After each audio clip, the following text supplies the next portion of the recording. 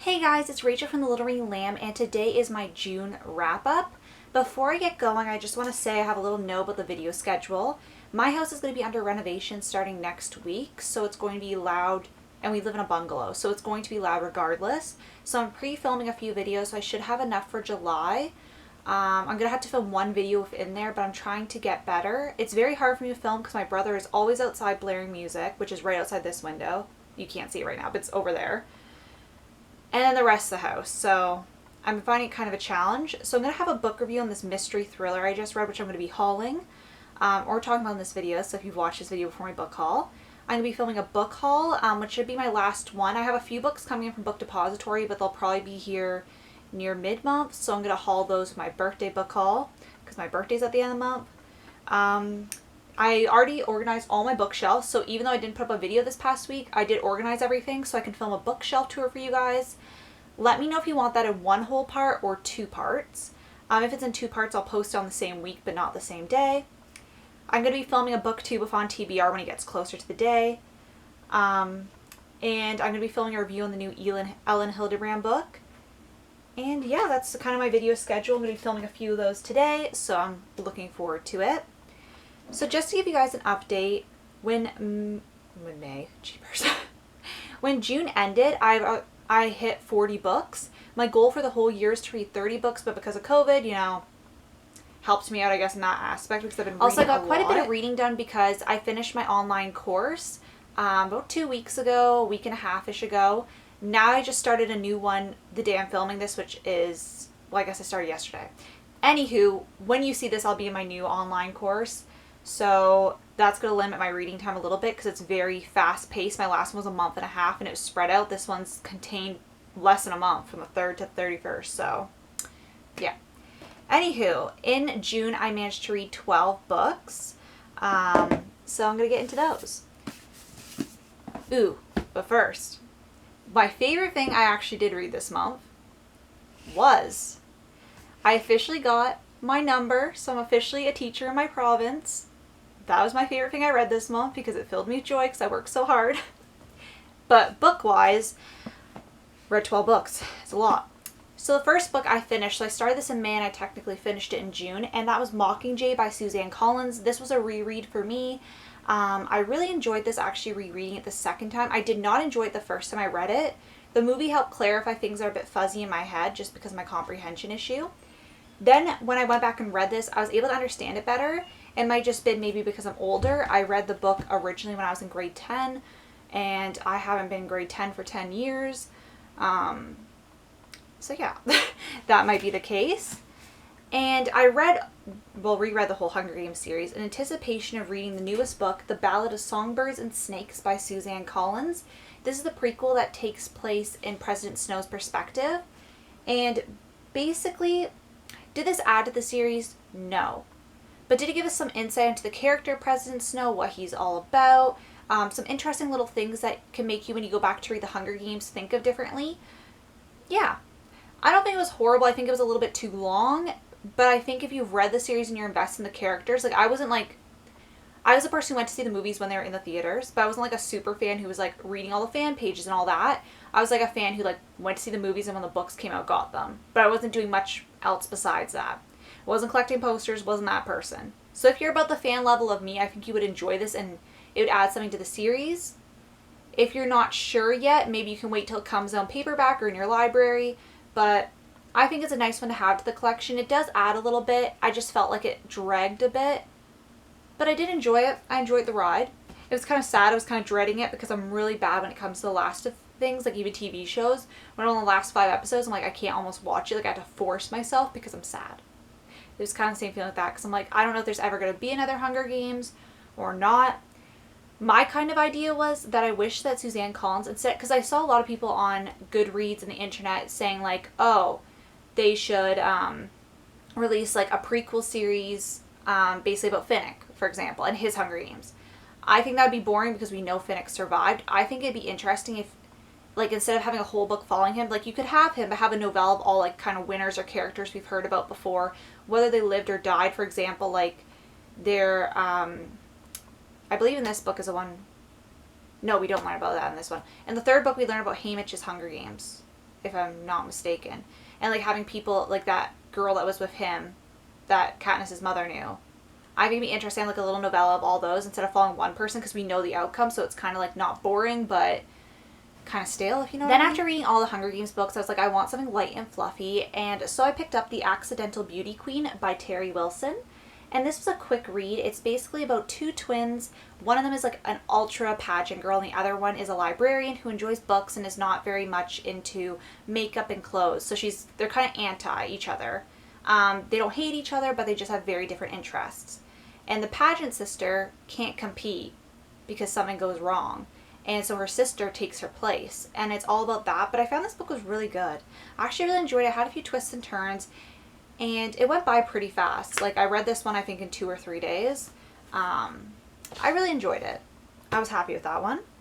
I wouldn't say it's the best book I've ever read in my life, but it was actually a really good, like, cute novel. I liked that it had, like, kind of young adult vibes where it was, like, it wasn't even young adult, it was adults. Like, the characters were in their 20s. So I liked that. It kind of felt like young adult, if you're into that. The next book, I just have them over here if you see me grabbing over here. The next book I read was Normal People by Sally Rooney, which is a book I've seen for a while, did not know what it was about, heard a lot of people talking about it. Then I saw that the TV show was out, and I was like, I really want to pick this one up. This one gave me Dying to Know You vibes, in the sense where it was like introspective of the characters, like it was like a character study, and I am a sucker for those. I love those. So this is basically about two people, Connell and Marianne, and they grew up in a small town, and their lives are interconnected. But Marianne is kind of a loner. She's not anybody really seen with friends, whereas Connell's very popular, but he's also very quiet. And it's kind of how their lives connect and what happens. And I really did enjoy this. This one does have explicit language and a little bit of sexual content. So for my younger viewers, just, it's a little warning. But I really loved it. I have a few things tabbed. It really reminded me of something I went through, like a certain quote that I really loved. But I'm really excited. And I actually ordered 2 of a novella that she wrote and her other book. Because I actually found out after I read this, her other book, Conversations with Friends, was one that I, was on my, wish list. And never got to it. And then I was like, oh, this is the same author. And I was like, now I really want to read the other book. Love this book. It's one of my favorites probably of the year. So the next book I read coincidentally happens to be one of my other favorites of the year. It is The Gilded Cage by Camilla Lackberg. I hope I'm not mispronouncing that. Oh my gosh. And this could be a series. The second book came out in Sweden, so it's in Swedish, this year, I think in March. So I have to wait till it eventually translates. But it's so good. Like, this thriller, so I'm going to give a really high recommendation here. I don't read a lot of thrillers. I'm very choosy. So, I'm not, a thriller expert, I would say. If you've watched my channel, you know that I read the odd one every once in a while. I read a few each year. This book gave me Gone Girl vibes to the extreme. If you loved Gone Girl and you kind of loved the mysteriousness of it, it kind of gave me those vibes. It is very different, but it was, one of those books. I read Gone Girl and was, floored. I absolutely loved it. I could not stop reading it. It was the same with this book, except for I had to stop reading it a bit because I was still doing schoolwork, which was hard. But, oh my gosh, I'm going to be doing a review on this book, so you'll know more of my thoughts. So I'm not going to go too in depth because you'll see a review in a few weeks' time. I think 2 more weeks after you see this video. But basically it's about a girl named Faye. I'm just reading the inside so I don't spoil it because it's a thriller. And she basically lives in this really nice apartment. She has a great husband and an adorable daughter. So everybody on the outside thinks Faye's life is perfect. But then it's how does she find herself in the police station? So, and then the truth about Faye's life unravels. And what's happened and why she's in the police station and what led up to that point. And, really good. This was kind of a blind buy. I didn't hear anybody talking about it, but I saw it on Chapters 40. They have a bestseller page. Well, it's Indigo.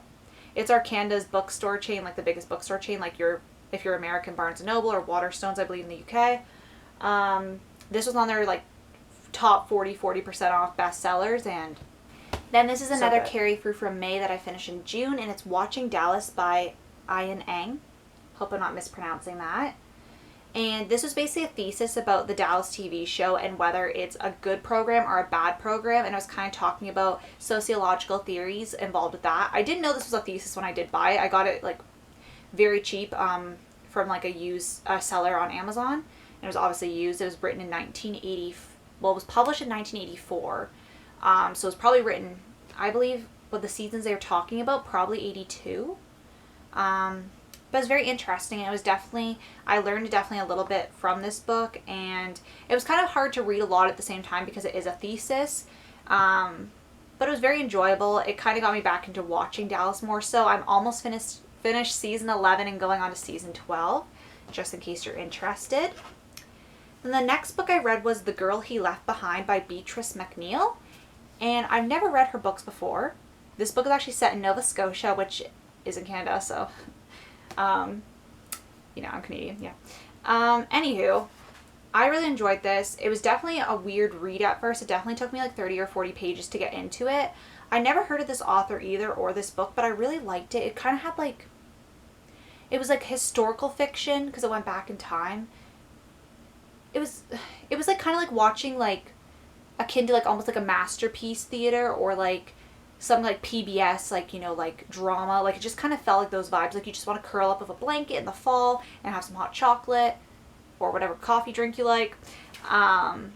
But that was the kind of vibes it was giving me. I definitely would have enjoyed this more so in the fall, but I still really enjoyed it for the summer.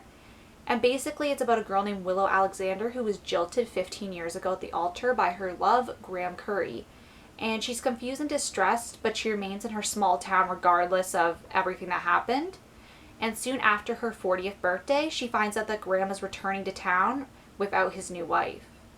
So basically she grapples with what's happened, and she's also, while she's grappling with Graham coming back to town, is really worried that she accidentally poisoned her friends, you'll see why she thinks that, but she's also kind of has this like plot where it's like a mystery, like did she do this crime? He's coming back to town, and it flips back and forth and talks about her parents' histories, and it goes back in time.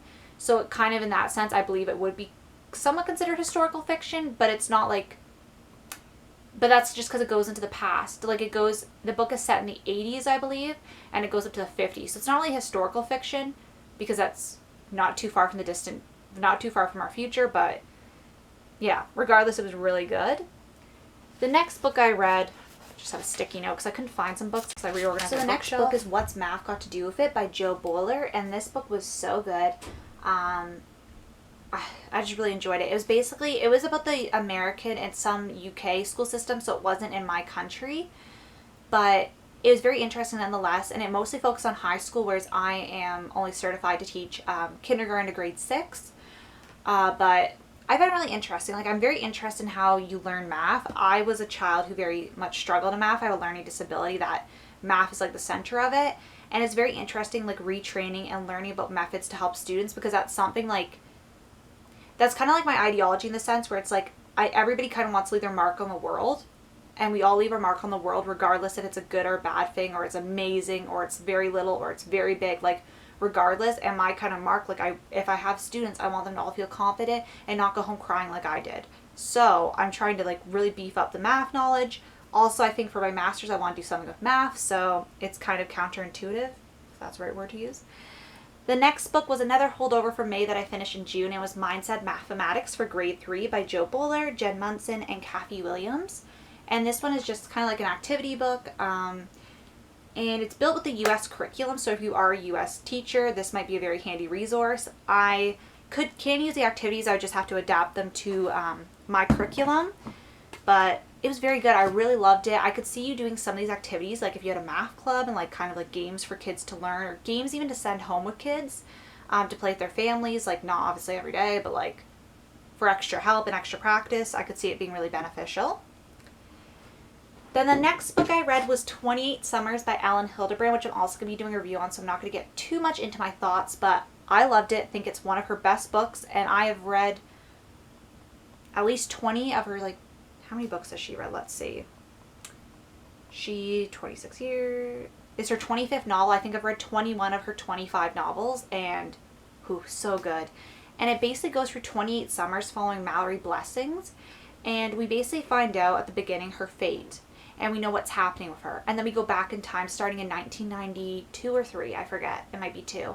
And we go back in time, and the coolest thing about, well, not the coolest thing about the book, but one of the cool things about the book is every summer at the beginning of the summer pages. So for example, summer 2, oh yeah, it starts in 93.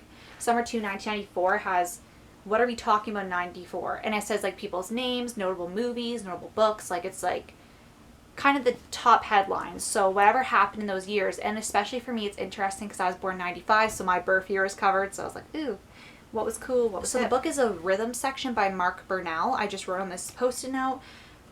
I didn't really like it. It's the one that it's that based on the. It was a book that the movie. It was made into a movie based on the book. That's what I was looking for. And it had Blake Lively. It came out late last year. So if that title sounds familiar, that might be why. I had a good beginning, lost me around 100 pages, and by page 200 I wasn't super enjoying it, but I kind of just rushed through it because I wanted to get it out of my way. But when I'm at page 200 and it only has 400 pages, I'm like, I just want to finish it, you know? I've already put this much effort in. So it was actually one, I was cleaning off my bookshelves. I actually had almost a full shelf. I had to obviously sort them. But I donated quite a lot of books, at least 4 boxes worth of books. Some were just old, and then I wasn't going to reread like some teen books. And others, it's like I read, and there was like 2 or 3 that I hadn't got to yet, so I just decided to donate them, and I donated the rhythm section because I don't think I'm ever going to read it, and I'm definitely not reading the sequels. If I want to know about the sequels, I'll just look them up. That was my kind of plan with those. And the last book I read in the month of June, number 12, is Math Hacks, Cool Tips Plus Less Stress Equals Better Marks, Grades 3 to 6, by Vanessa the Math Guru Vicaria. And I've been listening to her podcast, The Math Therapy. Absolutely adore it. So I wanted to read this book, and it's so good. I've tabbed a lot of it. It had some really good facts, some really good methods that I can adapt and teach with for students like with certain subjects. If you have a grade 3 to 6 child, or a child in the, I don't know where my words are going today. If you know a child who's in grades 3 or 6, or you maybe grade 7 and wants to brush up 7 or 8, this is going to be a lifesaver. Like if I had this book as a youth, I would have been really good. Like, because it would help you with your homework. Like, it talks about like division, subtraction, fractions. Like, this is a book that I'd honestly recommend to most people teaching these grades or not, because it's honestly a great brush up. So definitely recommend. Definitely if you know a child those ages and they're really struggling with math, or they're not maybe really struggling, but they kind of get concepts confused. It clears it up, so if they're doing homework, you can just be like, here's your Bible. Let's go. So, yeah. Anyway, those are all the books I read this month. Definitely let me know if you've read any of these. If you saw a book I talked about and you want a review on that one that I didn't mention I was doing a review on, let me know, and I'll definitely consider doing that. And I'll see you guys later. Bye.